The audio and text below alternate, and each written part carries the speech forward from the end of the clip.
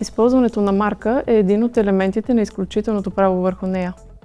По този начин се осъществява основното й предназначение, а именно да разграничи стоките и услугите на конкретен търговец от конкурентите му на пазара. Използването на марка обаче е и задължение на притежателя й. Законодателят предвижда гратисен период за първите 5 години след регистрацията й. През това време от притежателя не може да се изисква да докаже използването на марката. След като този период изтече, към собственика може да бъде направено искане за доказване на реално използване на знака му. Този тип искане се отправя в производствата по опозиция и заличаване на марка. Причината за изискването по-ранните марки да се използват реално е да се ограничи броят на регистрираните и защитени знаци, с което се намаляват и предпоставките за конфликти. Административният орган не проверява служебно дали по-ранната марка е била използвана. Такъв анализ се извършва само, когато страна в производството пред Патентно ведомство отправи изрично искане за доказване на реално използване на марка. Въпреки че законодателството не дава дефиниция на реално използване на марка, Съдът на Европейския съюз, чрез своята практика, очертава няколко принципа, които следва да се вземат предвид при изследване на въпроса.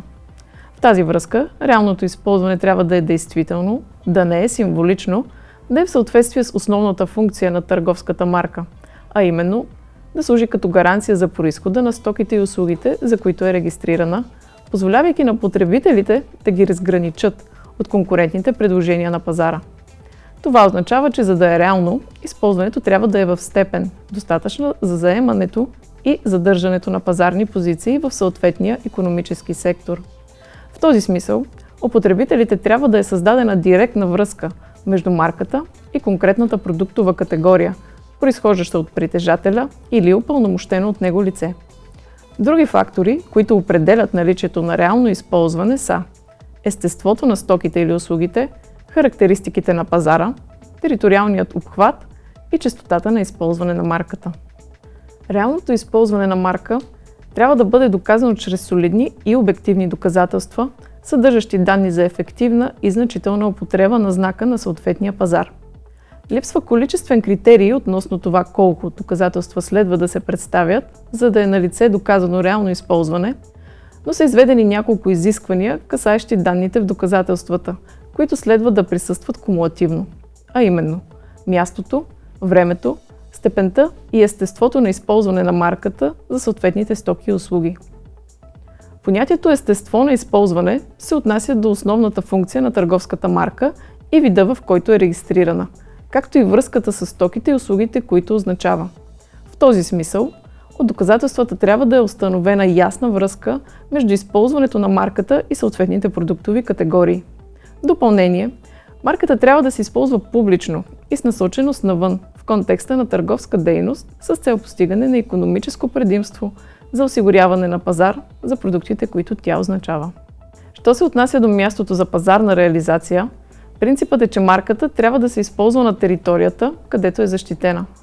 Освен употребата и на вътрешния пазар, знакът, регистриран като марка на Европейския съюз или международна регистрация, съответно се ползва с закрила във всички държави членки на общността или в изрично посочените страни пред Световната организация за интелектуална собственост. Особеност на марките на Европейския съюз е, че реално използване е на лице, дори когато марката се употребява само в една или няколко от държавите членки. В допълнение, поставянето на марката на Европейския съюз върху стоки или тяхната опаковка единствено за целите на износа също представлява използване, като знакът трябва да се употребява на съответния пазар, за който е регистриран. Доказването на реално използване във времеви контекст се преценява в зависимост от основанието, на което се отправя искането. В производствата по опозиции, заявителят на атакуваната марка може да поиска доказателства за реално използване на по-ранната марка за 5-годишният период, предхождащ датата на заявяване или приоритет на атакуваната марка. Или доказателства, че съществуват основателни причини за неизползването й, при условие, че по-ранната марка е регистрирана поне 5 години преди датата на заявяване или приоритет на по-късната. В производствата по искания за заличаване, притежателят на атакуваната марка може да поиска от искателя да представи доказателства за реално използване на противопоставения знак за 5 години, предхождащи датата на подаване на искането. Или доказателства, че съществуват основателни причини за неизползването й, при условие, че по-ранната марка е регистрирана не по-малко от 5 години преди датата на подаване на искането. При определяне на степента на използване на търговска марка се следи за няколко критерия. Представените доказателства следва да имат данни, че притежателят е направил сериозни усилия да придобие търговски позиции на съответния пазар, както и да има информация за търговския обем на всички действия по използване, продължителността на периода, през които са извършвани тези действия, както и честотата им. Между изброените елементи трябва да е налична взаимовръзка, тъй като по този начин малко количество реализирани в продажба стоки с определена марка може да се компенсира с широка употреба или значително постоянство във времето при използване на знака и обратно. При анализа за реално използване на търговската марка следва да се има предвид, че законът позволява употребата и във вид, различаващ се от този, в който е регистрирана, стига да не се променя отличителния й характер. С оглед преценката на вида, на първо място се определят отличителните и доминиращи елементи на регистрирания знак. А след това се прави преценка дали те присъстват във формата, под която се използва знакът. След идентифициране на разликите, се изследва отличителния и доминиращия характер на добавените, премахнатите или изменените компоненти в марката и се прави заключение дали промяната е приемлива или не. По принцип, притежателят е този, който трябва да използва търговската си марка. Законът обаче позволява знакът да бъде използван и от други лица със съгласието на собственика. Типичен пример за това е предоставянето на лицензия. Използването от икономически свързани с притежателя лица също се възприема като правомерна употреба. По повод реалното използване на марка, законодателството отчита и хипотезата, при която един търговец е обективно възпрепятстван да използва знака си. Това са случаите на форс-мажорни обстоятелства, бизнес рискове, държавна или съдебна намеса и прочие. В случай, че обективната невъзможност за използване се докаже, резултатът от това е, че гратисният 5-годишен период спира да тече. В опозиционното производство, искането за доказване на реално използване се основава на член 58 от ЗМГО, като съгласно алинея 3 на същата разпоредба, реално използване на марка на Европейски съюз се установява в съответствие с член 18 на регламент 2017-1001. Искането се отправя в двумесечния срок, представен на притежателят на атакуваната марка за отговор. То може да е инкорпорирано в отговора по опозицията или депозирано като отделен документ, като трябва да е формулирано ясно, изрично и недвусмислено. Предвид това, на опонента се представя двумесечен срок за представяне на доказателства за реално използване. Съгласно разпоредбата, срокът, който трябва да обхващат доказателствата е 5 години, предхождащи датата на подаване на заявката или датата на приоритет на марката, обект на опозиция. При условие, че по-ранната марка е регистрирана поне 5 години преди датата на заявяване или приоритет на по-късната. В случай, че се депозират такива доказателства, те се анализират, като се отчита наличието на посочените по-горе елементи и се прави заключение относно това дали е налице реално използване на марката или не. Ако не бъдат представени доказателства, опозицията се оставя без уважение.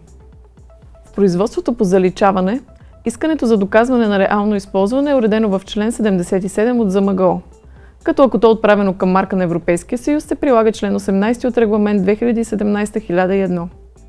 Искането се прави в двумесечния срок за възражение, като то може да е обективирано във възражението или депозирано като отделен документ. Волята на страната трябва да е формулирана ясно и недвусмислено. Представените доказателства следва да обхващат 5 години, предхождащи датата на продаване на искането, или да има данни за основателни причини за неизползването на марката, при условие, че по-ранната марка е регистрирана не по-малко от 5 години преди датата на подаване на искането.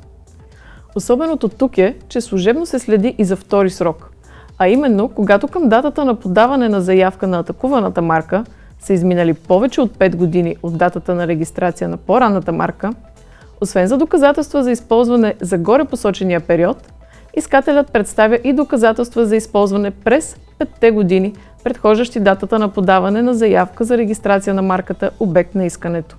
Или доказателства, че съществуват основателни причини за неизползването й. Ако се представят доказателства, те се разглеждат в цялост и се прави извод за наличие на реално използване на по-ранната марка или за липса на такова. В случай, че не се депозират доказателства, искането за заличаване се оставя без уважение. В заключение, доказването на реално използване на търговска марка е способ, чрез който заявителят или притежател на по-късна марка може да се защити срещу лице с по-ранни права, което не упражнява задължението си за ползване. Доказателствата следва да съдържат данни за действително, непрекъснато и значително използване на марката на пазара във връзка с конкретни стоки и услуги за период от 5 години. При представяне на такива доказателства, които съдържат данни за реално използване, анализът продължава с разглеждането на останалите елементи от фактическия състав в съответното производство. Като в резултат на това, заявената марка може да не бъде допусната до регистрация, а регистрираната марка може да бъде заличена.